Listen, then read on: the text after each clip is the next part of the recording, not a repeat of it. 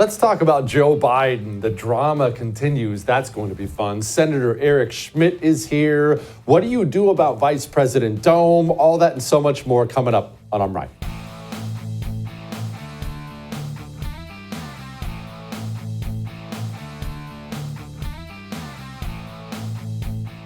You ever watch the movies? I watch the movies a lot. There's a situation you probably have seen in the movies or you've heard about it in real life. And we have the political version of that going on right now in the country. And this is the scene. Tell me if you've seen this or read a book about something like this. I have damaging information on somebody powerful, the mob or a politician or something like that. I actually don't, but still, I have damaging information. And I know that you'll kill me because I have this information. But I have an insurance policy of sorts. And the insurance policy is this: if anything should happen to me, then a letter will be dropped off at the local news station explaining in detail all of your corruption. So you better make sure no one runs over me when I'm crossing the street. You've seen that before, right? You've seen at least something conceptually like that. An insurance policy. Hey, I know you might be mad at me. You may hate me, but I've got something that means you can't get rid of me. We are in the middle of this exact situation politically in the country, and I can't take my eyes off it. I think this is fantastic. Now, it's horrible for the country. Let's be clear about that. Set aside the political drama. I just love politics. So do you. That's why you're watching. It's terrible for the country. All right, we got that. That's the disclaimer. Set that aside. Let's talk about politically what we have going. Joe Biden is a mess. You know it. I know it. We've talked about it endlessly. You saw the debate, but we didn't need the debate. We saw 3 years. He can't talk. He can't walk. He can't function. He can't do the job. I'm going to say this, and I mean it. I'm not so sure Joe Biden is going to live until the election. And it's not because I'm rooting for that or anything like that. I've known people that are going through exactly what we all think Joe Biden is going through. And when you are going through that, and it goes from bad to worse, I've personally seen this many times. You're approaching a cliff. It's not as if it's a slow, steady decline. It's going down, down, down, and then the cliff. Joe Biden is deteriorating rapidly. And Joe Biden, because he's deteriorating, should be resting. He should be receiving care and rest. That's how these people get by. That when you, and I hope you don't know anyone like this, but you probably do. This Alzheimer's, dementia, this affects so many of us. We've all had it touch our lives in some way. What happens at the end? Rest, a calm environment, care, surrounded by loved ones, shielded from the stress of anything, really. They don't, in my experience, they don't let them watch stressful movies. It's just no stress, calm, care. This is a man who's going down quickly, and he's doing the most stressful job on the planet, and he's running for president. I should have probably pointed out at the beginning of the show, the Band-Aids on the fingers, those are Band-Aids. There was a small deep fryer incident at the Kelly household last night. Everyone's fine. Either way, that's what's going on. So Joe Biden's going down. He's also stressed out. And Democrats don't think he can win. We know now today, this came out of Minnesota, but the governors of America had a call, a private kind of call. How private? No staffers. No chief of staff, your personal assistant. No. Just us governors, just the big cheeses. And the point of this call, this is all according to Jake Tapper, was, hey, Joe Biden can't win. We need to sit down with Joe Biden. We need to talk to him. Joe Biden has to convince us he can win. There's panic across Democrat circles. He can't win. He can't win. They're getting bolder and bolder talking about it. He can't win. He's going to hurt us down ballot. He's going to do this. But all that may be true, and it is true. Maybe he can't win. Maybe he can. Keep that in mind. Don't count your chickens yet. Maybe he can't win. Maybe he can't walk. Maybe he can't talk. Maybe he is going to hurt Democrats down ballots, governors, senators, congressmen, all the way down the ballot. Maybe all these things are true. But Joe Biden has an insurance policy. Maybe he did this on purpose. I doubt that, but he certainly may have. Joe Biden has an insurance policy. Joe Biden has a vice president who is somehow less popular than he is. That's unheard of. You never see that with vice presidents because vice presidents don't even really have a job. And I understand the role of the vice president. He really doesn't have responsibilities. The vice president is just kind of there. You may like him, you may dislike him, but people don't hate the vice president more than the president until now. Kamala Harris, well, look, she did a skit for Comedy Central. I think this sums it up pretty well. Yeah, girl, I'm out here in these streets. And let me tell you, you're right, Taraji. There is so much at stake in this moment. The majority of us believe in freedom and equality. But these extremists, as they say, they not like us. They not. I'm out here in these streets. Stop. Quit. Focus. She's a disaster. She has no personality. There's not a genuine bone in her body. She's a disaster.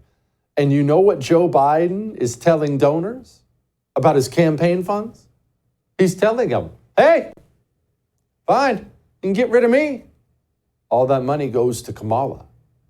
The Bidens are privately threatening people with Kamala Harris being the nominee.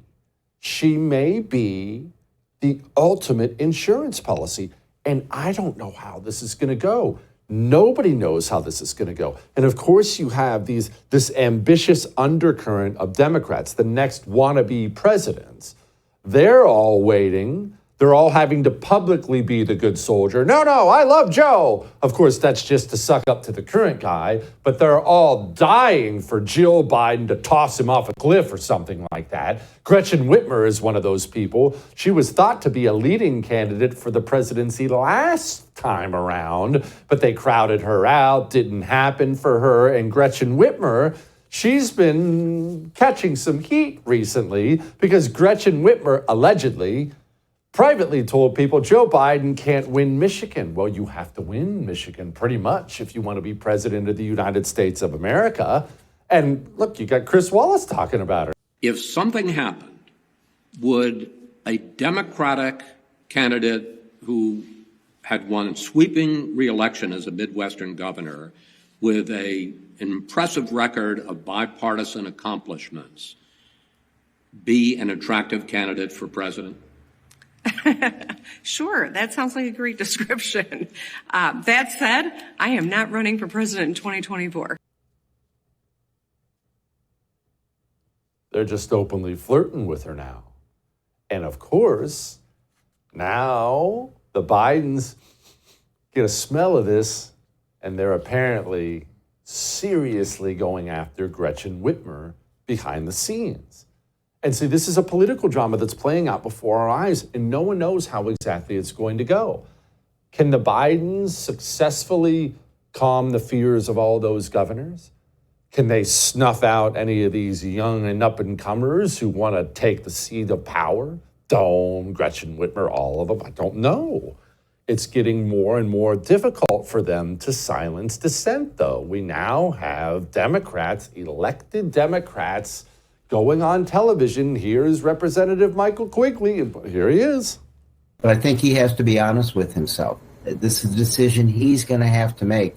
He clearly has to understand, I think what you're getting to here is that his decision not only impacts who's going to serve in the White House the next 4 years, but who's going to serve in the Senate, who's going to serve in the House, and it will have implications for decades to come. It sounds like you're actually open to the idea that it might be the right decision for him to step aside. I think what I'm stressing is it has to be his decision. But we have to be honest with ourselves that it wasn't just a horrible night. But I won't go beyond that out of my respect and understanding President Joe Biden. And look, It's not as if the Bidens are completely without allies. Most of their allies have abandoned them, but they have some still in media circles. Do they have enough? I don't know. Look, Joy-Ann Reid is dumb enough. She'll always carry that water. Don't care about Joe Biden's age, infirmity, that he shuffled when he walked. I don't care. He could be seated for the rest of, from now to Election Day, and never get up off a chair. He could sit down. He could roll around in a wheelchair. He could be on a skateboard, seated. I don't care. Donald John Trump cannot be allowed back into the White House. This ain't about Joe Biden anymore, y'all. It ain't about his policies. There are a lot of them I disagree with. There's a lot of them I disagree with deeply, deeply, morally. But it's above me now. It's above him now. You cannot allow Republicans to control the White House, the House, and the Senate, and the Supreme Court, and all of these states. You're now voting for your life. You must vote. Those voices went out. And there's also this aspect to it. The system doesn't want Joe Biden out 100%. Because listen, the argument has been made, and people argue with me about this whenever I say the system's going to push Joe Biden out. And I still believe that. I still believe they're going to push him out. But I could be wrong. And one of the great arguments people make when they'll email the show and say, Jesse, I disagree, is when they say, hey, you don't get it. Joe Biden is the gift to the system because he's just an empty shell. He's just a cadaver. And so they can do whatever they want. They surrounded him with committed communists who were destroying the country the way they've always wanted to. And Joe's just kind of out there reading whatever the dirty commies are putting on the teleprompter. And look, some of these people go on the news and they pretty much admit it. A presidency is more than just one man, one woman. It's an administration. I would take Joe Biden on his worst day at age 86, so long as he has people around him like Avril Haines, Samantha Power, Gina Raimondo supporting him over Donald Trump any day with the crowd that was behind him on January 6, 2021. I give them credit sometimes. They're honest. All that may have made you uncomfortable, but I am right. Speaking of communists being honest, by accident, of course, they've been very, very honest for about the last 48 hours since that Supreme Court decision came down saying Trump has some immunity. They've been very honest. Have you noticed? We'll talk about that in a moment. Before we talk about that, let me be honest with you. You fund communism every month. We pay our cell phone bill every month. Most of us pay it automatically, guilty as charged. You put your credit card in there and they take the money out automatically every single month. But do you make monthly payments to Verizon or AT&T or T-Mobile? Have you seen the despicable things those companies do with your money? Every time you turn on the television and you're just trying to watch a football game, and it's a couple trannies running around the TV on the T-Mobile commercial, does it go home to you that you funded it? Look, I've had all three of those companies. I funded it. Let's switch to Pure Talk and stop with that filth. You don't have to fund that grossness. You don't have to fund Black Lives Matter and Planned Parenthood and all this garbage. Pure Talk, they care about veterans. Their CEO is a veteran. They care about America so much they hire Americans, and you'll save a fortune. puretalk.com/JesseTV. We'll be back.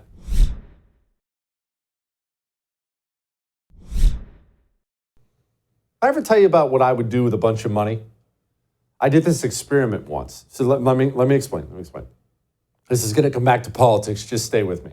So I did this kind of mental experiment. It's certainly not groundbreaking. Other people have done something similar, where I said, all right, someone hands you $10 billion. The idea was unlimited money, right? $10 billion. What are you going to do with it? And let me clarify, this is going to matter.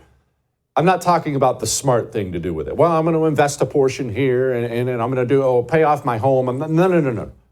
What are you doing fun with $10 billion? And the answers were all over the place. I'm going to fill up my pool with Skittles, go for a swim. Knock yourself out. I'm going to buy a private jet. I'm going to visit every country on the planet. I'm going to fly fresh lobster in from Maine every single day. I'm going to give all mine to homeless kids. Mine, giving it away here, mine was this. This will come back to something. Stay with me. Mine was, I want to rent a yacht, a huge yacht. This will never happen, but I would rent a huge yacht, enormous, kind of with like a helicopter pad and a swimming pool on it. And I would get a whole staff on there, chefs, everything you can imagine. And then all my family, my closest friends, we're all going to get on this yacht in Hawaii or somewhere. And we're going to sail across the Pacific. And we're going to go to all the World War II Pacific islands where the battles were fought, where there will be a tour guide waiting for us. And we're going to get a personalized tour of the war in the Pacific on our yacht. That was mine. Now, stop for a second. What's the point of this experiment? What's the point of it? Well, it reveals your heart's desires, doesn't it? For better or for worse. If you're one of the people you thought about $10 billion and you thought, I'm going to help sick puppies and homeless children, congratulations, you're a really unselfish, wonderful person. Me, I, of course, only thought about myself. And I thought to myself, no, I want to be pampered. That's what it shows. Doesn't it show that about me? I want someone to wait on me. I'm not cleaning the toilet. Go get my jet skis. I want someone to cook for me. It also reveals that I love the water, and I do. I love boats. I've never been on a big yacht, but I love boats. I love the ocean. I love the lake. It reveals that about me. It reveals that I have an affinity for the military. Of course, World War II history, why would you do that with unlimited money? It reveals that about me. I love history. It reveals that about me. I love travel. It reveals that about me. Now, I want to talk to you about this Supreme Court ruling. Supreme Court rules that Donald Trump is partially immune. Not all the way immune. He's immune for any official acts he takes as president of the United States. A very basic ruling. And I have no doubt, if you watch television, if you spent any time on social media, that you saw echoes of this and are still seeing echoes of this all day long. This is a member of Congress. I guess, theoretically, President Biden, acting within the scope of his official duties, could dispatch the military to take out the conservative justices on the court, and he'd be immune.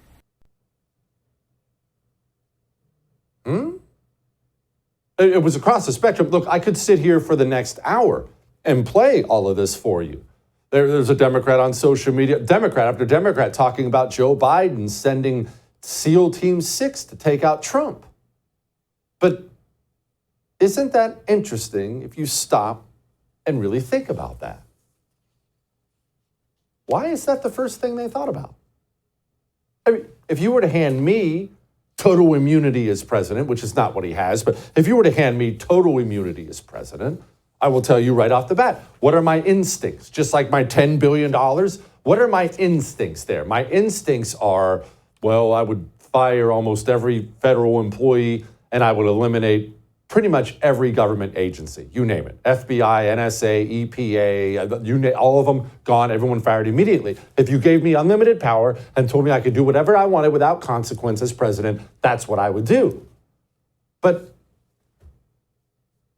it doesn't appear that that's what they would do. You know why? Because the first thing that came to all their minds was, I guess we could murder someone then. Well, we should use the military, I guess, and murder people. Hey, let's murder people with the military. That in poker is what's known as a tell. You see, that was the first fear that came to mind of every dirty communist in the United States of America, because that's exactly what every single one of these people would do with that power if they had the ability to do so. And this is so hard for people to understand and accept. Violence, political violence, it is not what the communist does. It's who he is. It's who he is. It is woven into him. Mao famously said, all political power comes from the barrel of a gun. And that is how they live. And why? Let's discuss the why really quickly. We're going to move on. We have all kinds of stuff, Senator here and everything else. Why is it this way? Because communism is now and has always been a revolutionary religion. The idea is, here's something, here's a society of some kind. It must be destroyed. Well, if I were to put a big, beautiful statue up in front of you, made of stone, and I told you to destroy it, is there a non-violent way to do that? Of course there's not. If you're going to destroy something that's there, a powerful existing structure, it's going to require violence. Maybe you're going to take a sledgehammer to it. Maybe you're going to wrap it in demo cord. Maybe you're going to drop a bomb on it. But there's going to be violence. That is why it's the first instinct of Democrats, because Democrats in this country now are all dirty, violent, filthy communists. And it's why your liberal Aunt Peggy said the same thing all those scumbags said. Well, I guess we can use the military to kill Trump.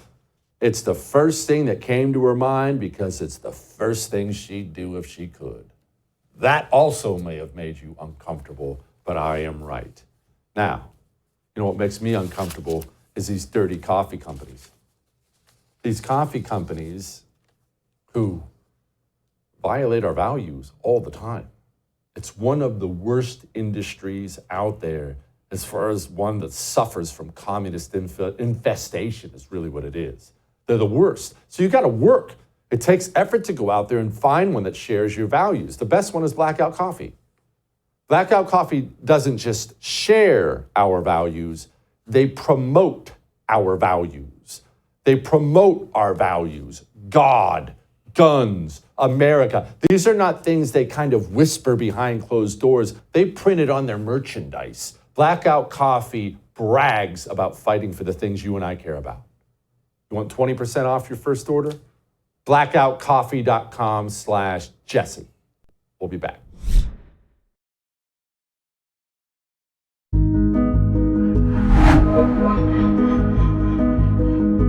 We should pull the curtain back on what's actually happening, shouldn't we? People are exploring options to live in other countries if they think they could be targeted for prosecution by Donald Trump, because targeting you or targeting me or targeting Andrew would be an official act based on today's decision. Is targeting Nicole Wallace on the table? Because if it is, somebody grab me my MAGA hat. Joining me now, great senator from the state of Missouri, former AG, and somebody who really led the way in that role in the state of Missouri, Eric Schmitt, joining us now. Senator, self-awareness is not exactly these people's strong suit. They've been locking up their political opponents for 3 years now, but they're worried that shoe might be on the other foot one day. Yeah, I think the reaction is pretty telling here, Jesse. It's unbelievable. I mean, the things that they're worried about is exactly what Joe Biden is doing right now with his weaponized Justice Department. I mean, I find it, and I think we ought to push back really hard on this. When they talk about these so-called threats to democracy, the reality is Joe Biden is the one that has censored Americans. Joe Biden is the one trying to put his political opponent in jail for the rest of his life. And Joe Biden has ushered in an invasion of this country to the tune of 10 million people they want to turn into voters. So every accusation here is a projection on their part. And the Supreme Court's decision yesterday on this immunity issue was entirely predictable. I mean, the idea that you would be immune from criminal prosecution for an official act is something people just assumed. It was never an issue until, of course, Jack Smith was called out from the bullpen by Joe Biden to jail his political opponent. So it really is remarkable, the reaction to all this. But I think it's also telling, Jesse, is really what this is about is creating a lot of drama so that they can ultimately pack the United States Supreme Court. That's what they want to do. They want to delegitimize the court so they can pack it if they ever get the chance. What's the angle there? It seems fairly obvious. The angle is you pack the court. That way, the final thing that's been holding you back from doing all the awful things you want to do, it kind of goes away. I mean, FDR was threatening to do this back in the day because he was a dirty commie too. Is that all this comes down to? That's what I think it's about. It's about power and control. We're not having debates anymore, Jesse, about what should the marginal tax rate be with Democrats. They literally want to get control so they can eliminate the filibuster, pack the court, add D.C. as a state, federalize elections, and have open borders and amnesty. That is their agenda. There's no hiding it. And I'll tell you, I've been in the Senate for a year and a half. I've seen it firsthand. When the impeachment articles came over of Secretary Mayorkas, every single time, 22 times in our nation's history that's happened, the Senate has always conducted a trial, except this one. Chuck Schumer just decided, along with the Democrats, they were going to table this thing and not have a trial. They don't care about the rules. They don't care about the law. They don't care about norms. It's about power and control. So you better believe they'll exercise that power when they have it, just like they, because Donald Trump is such a threat to democracy, they have to destroy democracy. It's totally insane. Senator, I'm going to ask you, I guess it's probably more of an opinion or a personal question, but you're there in the belly of the beast now. Can the Democrat Party be saved? And I'm not asking for the party to align with me and my values. I'm not naive, but I don't know how we can put Humpty Dumpty back together again if one of the two political parties is now committed to all the things you just laid out. I mean, the border alone. If one of the two political parties, every time they take the White House, flood the country with 12 million illegals from every third world dump on the planet, I don't know how we can save this place. Can the Democrat Party be saved?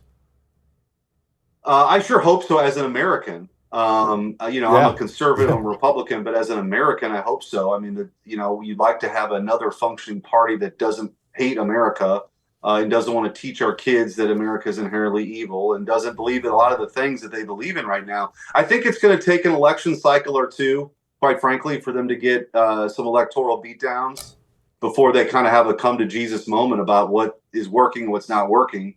It could be that the squad getting defeated in some of these primaries may be a sign, but I don't know. It's I don't see it yet, Jesse, but I sure hope so. I mean, I really do, because I think that if we could just have a rational discussion about how to, I mean, it used to be no one disagreed that funding police departments was a good thing.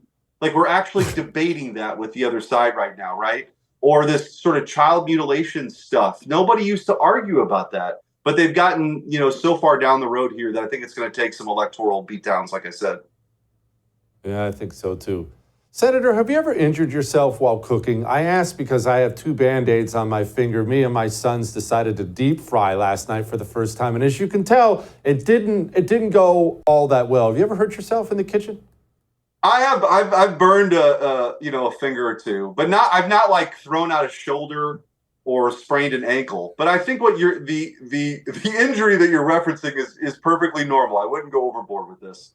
All right, I cannot possibly have you on my show without letting you spike the football a little on Murphy versus Missouri, because this is your baby. What happened here? Well, they punted on standing. They didn't deny that all the censorship that was happening actually happened. The lower court called it Orwellian and a vast censorship enterprise. So, I'm proud of the fact that this was exposed. And I think, Jesse, it's important to go back in time. That case was brought before Elon Musk had bought Twitter, before the Twitter files, before these investigative hearings. So we brought to light, we took the deposition of Elvis Chan, the FBI agent who knew the Hunter Biden laptop was real and engaged in election interference. We exposed Fauci in his deposition for basically saying that masks are ineffective. There's a lot of important things that came out of that. But I do think it's important to move forward. I've got legislation now, Jesse, that would say if any government actor, any bureaucrats engaged in censorship or working with these social media companies to silence dissent, you can sue them individually. You as an American can sue them individually. I think we've got to change the culture so that they don't get to hide behind these massive agencies, and the only thing the courts can tell them to do is stop it. So it's a very important case. I still think it's one of the most important free speech cases. I wish they would have reached the merits of the case, but they punted it on standing. Can we fix the GOP? Obviously, I yell about what a bunch of weak losers these guys are most of the time, but there are some, yourself included, who give me hope. It does seem like maybe the next generation is got some teeth and a little bit more guts than the previous ones didn't. I know it doesn't happen as fast as I want, probably as fast as you want, but is it happening just slowly? I do. I think that, look, I think it's important for us to take the majority, not just to get the majority, but we got to do something with it. And that's certainly something that I'm preaching to my colleagues and around the country when I campaign for people. People expect us to go up there and fight for the things that they believe in, and not just to hold positions of power. That doesn't matter to me. I mean, we got a country to save. And I think that if our agenda aligns with where our voters are at, we're going to do just fine. And by the way, that's how we win. I think we lose when we sort of try to be Democrat light here. So I'm hopeful. I'm glad that we're sort of a multi-ethnic working class party now. I think that gives us the ability to go fight for real people. And I think this Washington bubble that exists isn't healthy, and it's a sort of a distraction from where our people are at. Yeah, I agree. The working class GOP sounds good to me. Senator, thank you so much. I appreciate you very much. All right. Look, I know what you're probably sitting there saying to yourself. Jesse, I'm so worried about your fingers. Did you have trouble sleeping? Well, I actually thought to myself as I was in agony with these blisters on my fingers, I thought to myself last night, I bet I'm not going to be able to sleep because it hurt. But then I realized, wait a minute, I have dream powder. I always have dream powder in the house. And I know what you're thinking. What is this magical stuff? Well, it's all natural. You should know it's from Beam. It's natural stuff, melatonin, things like that. It's hot chocolate. Mine is cinnamon chocolate. I warm up a little glass of milk, a little cup of coffee worth of milk, and I just pour a scoop of that in there. And as my wife and I are talking, whatever we're doing before bed, sip on a little cup of hot chocolate, and then boom, I'm out. But that's not the most important part. The most important part is when I wake up, fingers or not, I feel like $1,000,000. You want to sleep like that? Go to shopbeam.com/Jesse Kelly, and you'll sleep like that. We'll be back.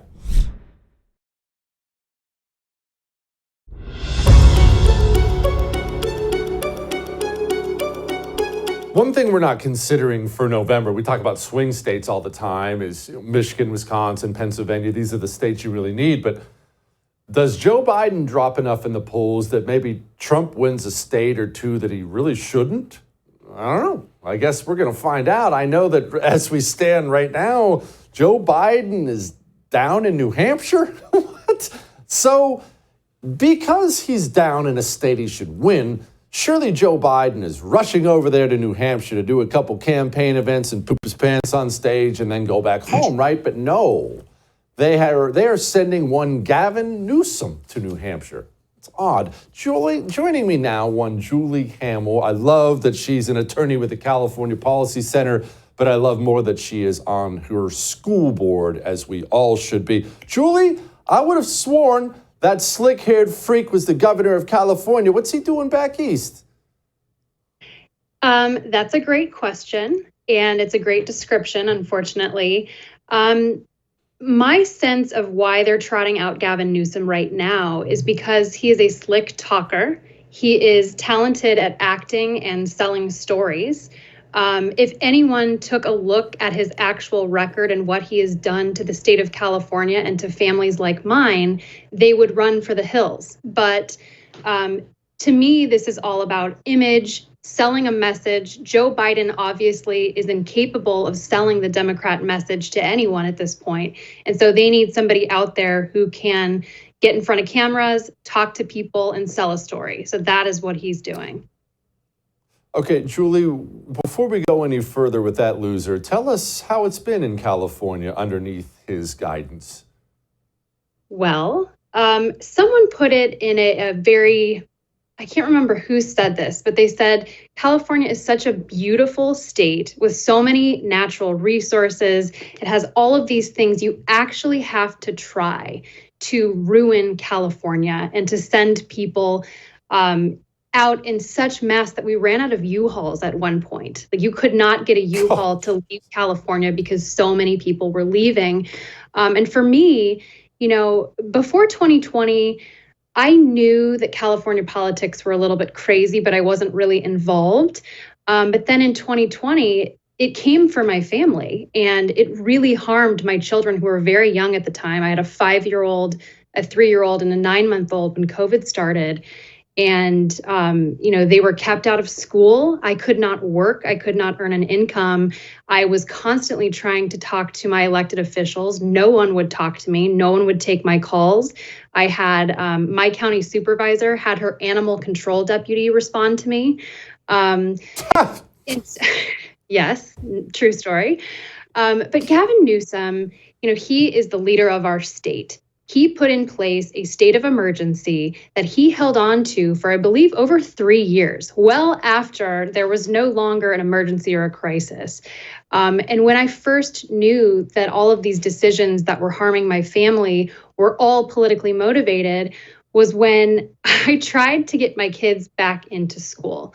And I was trying to advocate to see if maybe we could reclassify the lower grades in elementary as a childcare center, because under Gavin Newsom's rules, you could send a kid to a school building to watch Zoom under the supervision of a childcare provider, but you could not send your child to that same building to be taught by a teacher.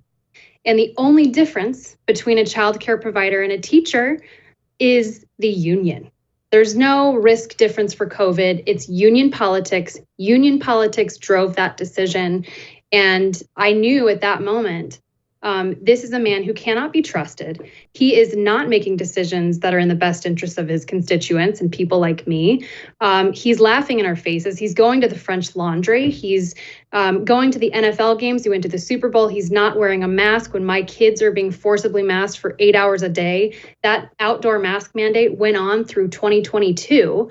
I could go on and on for hours, but I'll stop there. That how you ended up on a school board, Julie? Pretty much. So in February of 2022 is when I sort of lost my mind. I stopped being this private citizen, trying to just take care of my own family, because I realized nobody was coming to save us. Nobody was on my school board. We had one person who was trying to help and speak out, but the vast majority of the board was not listening. They didn't care that their policies were harming children. And in February of 2022, we had the NFL championship in Los Angeles at SoFi Stadium. And at that time, we had this outdoor mask mandate, and they were about to have the Super Bowl at SoFi. And a bunch of us got together, and we had a press conference outside of SoFi Stadium. And we were saying, basically, if COVID is so dangerous that you have to mask toddlers for 8 hours a day, then how can you justify bringing 70,000 people into SoFi Stadium to watch the Super Bowl? I think the difference was, these are all rich, wealthy people who they never really had to abide by mandates and ridiculous policies that were implemented by our government. That's why they were allowed to get away with it. Also, there was no need for an outdoor mask mandate ever. But getting back to the school board issue, it was around that time where it was very clear to me that nobody was going to save my kids or my family or my schools. And so I decided to run for the school board. And I started speaking out very vocally on Twitter about things that were considered controversial, but were just common sense, rational points of view. I had been to Florida for a bachelorette party in the fall of 2021, and I saw people living normal lives. They were going to clubs, they were going to businesses, everything was open, and people weren't dying en masse. And then I came back to LA, and it was a complete 180, a complete contrast. And all I wanted to do was restore normalcy and get my kids back into school and live a normal life where I could work and earn an income and just be a free human being. How about that? I'm glad you did it. I'm not glad you did a bachelorette party, because there's nothing more annoying in the world than a bachelorette party. But I am glad you ran for school board, that is for sure. Tell me about Prop 47. What is it? So Prop 47 went into effect, I believe, in 2016 or 2014, but it does a number of things that we can consider soft on crime. It was a Soros-backed measure, and one of the things it did was it said, okay, if you steal things from a store, but the value is less than $950, this is a misdemeanor and we're not going to charge it as a felony. And as a result, we have had a massive uptake in retail crime that law enforcement has admitted they can't do anything about it. And it's, you combine Prop 47 with the reclassification of felonies as misdemeanors with people like George Gascon, who is the Soros-backed DA in Los Angeles County. And when Soros took office, he announced a policy where he said, I'm not going to charge any juveniles with a misdemeanor. So when you combine that with Prop 47, this means it's absolute free reign for kids, for troubled teens, to steal whatever they want from the mall, from local shops, from jewelry stores. And that's been happening. That has been happening. So in California, a group of citizens got together to create a citizen-backed initiative to overturn Prop 47 and to restore basically tough on crime policies, including holding fentanyl dealers responsible for the thousands of deaths that they have caused in our state. And, you know, the Democrats like to pretend that California is safe, San Francisco isn't dangerous, these cities are thriving. It is an absolute disgusting mess. It is so sad to go walk around the streets of downtown LA and the streets of San Francisco and see people suffering. And all of these things really can be attributed to soft on crime policies, this housing first approach to homelessness, where they're not requiring people to get treatment for drug addiction or mental health problems.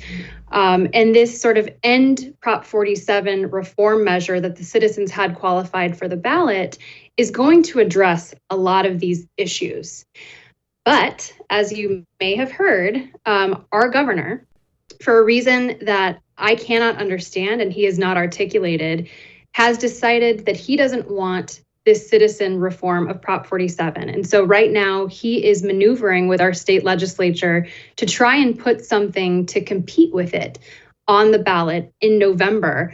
And in so doing, he has violated constitutional principles, rules of procedure, statutory rules.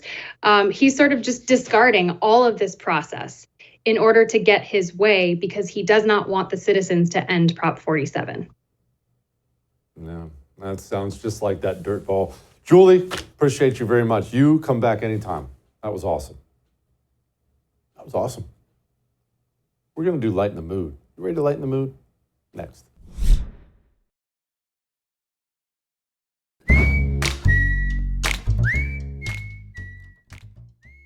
You know what's awesome? What's always entertaining, I should say, as we get ready to lighten the mood here, watching people get smeared. I don't know why. I'm sure it probably reflects poor on me as a person, but I can't help it. When you're watching football and some dude just gets wiped out, it's awesome. When you see some streaker on the baseball field, football field, how many times have we played you these? And he jukes out a couple security guards, and then eventually, boom, somebody just nails him. It's awesome. And it's always a good time watching some dirtball criminal get just crushed by a cop. He's at the wrong spot.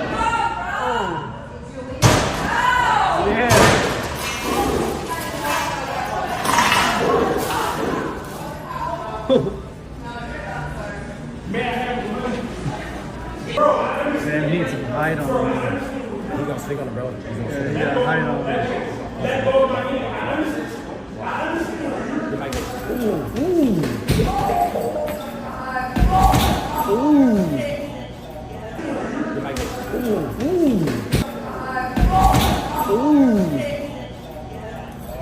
That's some right there.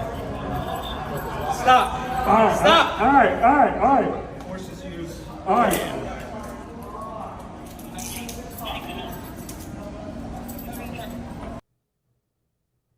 That was beautiful. Dads, moms, put your sons in wrestling. I'll see you tomorrow.